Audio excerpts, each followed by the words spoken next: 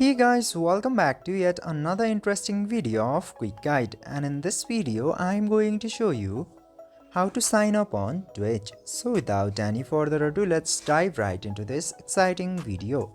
Now, in order to sign up on Twitch, you just simply have to open this Twitch application into your device. Then after opening Twitch application, this page will be popped up. Now, in order to create an account or sign up, you just simply have to tap into the sign up button at the bottom right corner. And from there, you will get the option of phone number or email address at the top. Into this section, you just simply have to enter your email address or phone number. I'm using email address, and after that you have to create a username for your account. Then create a suitable password as well, and then enter your date of birth. Then this sign up button will be enabled.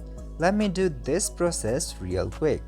And then after tapping into that sign up button, your account will be created, and then you can pick your interest into the games in here. And after picking up your interest, you can tap into this show me live channels option, and you can surf the world of Twitch. This way you can easily create your account in Twitch. I hope this video was helpful for you.